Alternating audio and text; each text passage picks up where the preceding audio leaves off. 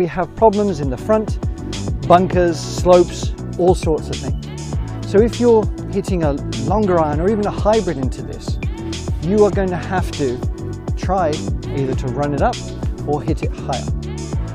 Now, if you don't know how to do either of those, you're going to struggle. And this relatively easy par 3 is going to become a par 4 for you. Let's find out how to hit the ball higher with ease now.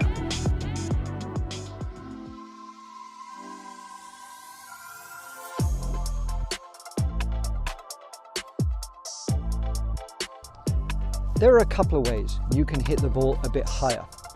You can adjust your stance and ball position.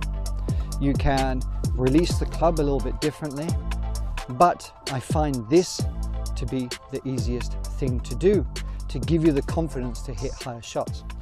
So first, let me cover the sort of common ones, if you will. Let's take ball position. Okay, you might have heard just to move the ball a little bit further up, right? And then add a little bit more tilt to your setup so you can, your low point is still going to be after the ball with an iron, but your arc is generally going to be just a little bit more on the upswing, okay? Now, where that screws people up is because, whether you want to hit over a tree or to this flag, you kind of end up changing it a bit too much and sort of go for like a driver swing. And this isn't going to give you the compression that you want. So you might end up hitting the ball higher, but it's not going to go as far. So you're still going to end up in the crap that you wanted, that you're trying to avoid rather. So we don't necessarily want to do that. The other one is a bit more refined, and that is, and I've actually done a video on it in the past, but we talk a lot about trying to compress the golf ball and squeeze it out, right? That's going to give backspin, and that is going to give the ball a bit higher. But if you have slow swing speed, and what's slow, I don't know, let's say with a driver you're below 100 or 90, right? You are going to struggle to get enough sort of speed to generate the spin to get the height and velocity that you want. So you trying to sort of, if you're told to hit down or whatever, I talk about hitting through to be very important, to hit through, but if you keep hitting down, you might just not get the distance that you're after because you can't generate the speed. And people seem to forget telling you that. It's not all about shaft lean and compression, It's about what's going to work best for you.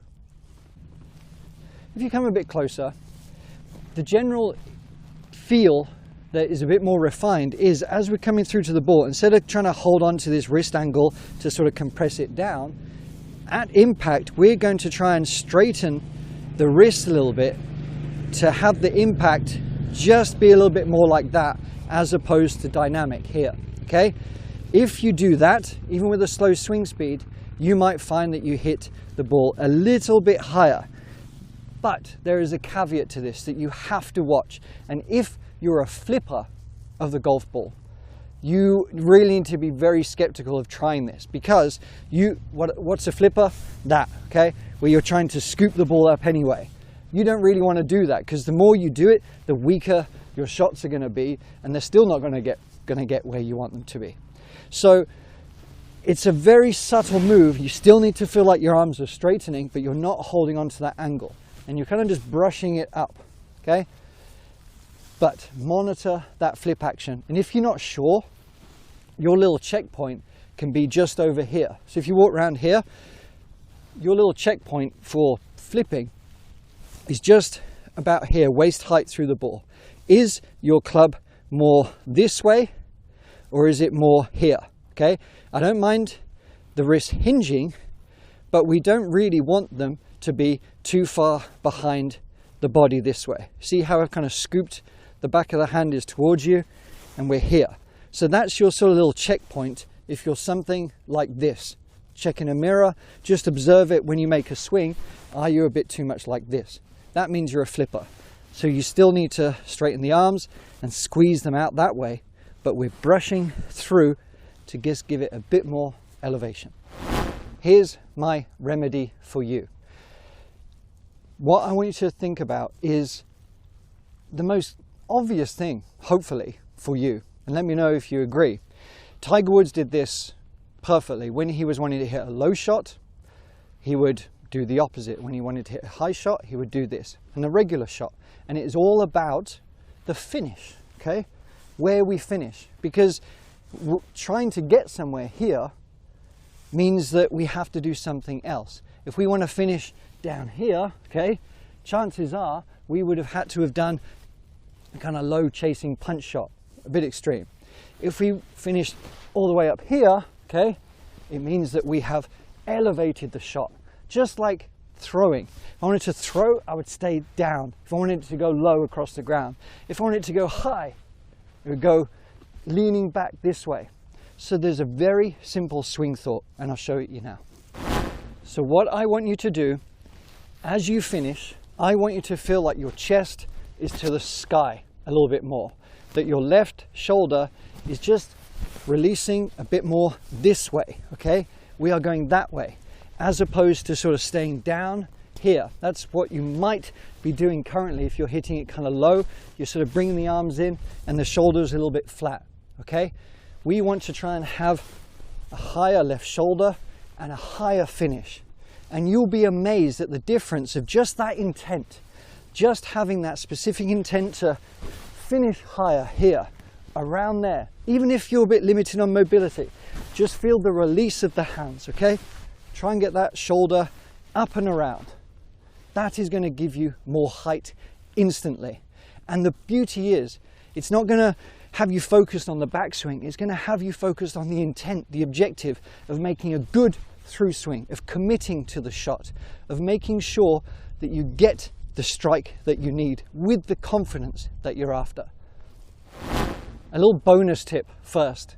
For some reason, people don't always use a T-peg on par threes, okay? This shot applies to fairway shots as well, but use a T-peg going on a par three. The pros do it, tee it up nice and high, give yourself a good chance to compress the ball and get the height that you want. It's really obvious, but for some reason, too many people I play with or teach don't do it every time, and I don't know why. Do not know why. So, that feeling, I'm not thinking about anything else, okay? I haven't even changed my address position. My only goal is to finish nice and high. And we can see that that shot there was perfect. It got the height that I needed. And you might be thinking, well, you're lucky, you're hitting 8, 9 iron to here. But what if I've got a longer club? The same thing applies, okay? The same thing applies. If we grabbed a 5 iron, okay? I'm going to swing this a bit softer. I'm going to swing this a little bit softer just to sort of demonstrate the sort of speed, okay? But the same thing applies whether you're using a hybrid or whatever it might be. I'm just going to have the goal to finish just a little bit higher, okay? And you'll be amazed, even if you don't want to hit high shots, that swing thought really frees up a lot of your golf swing as well, all right?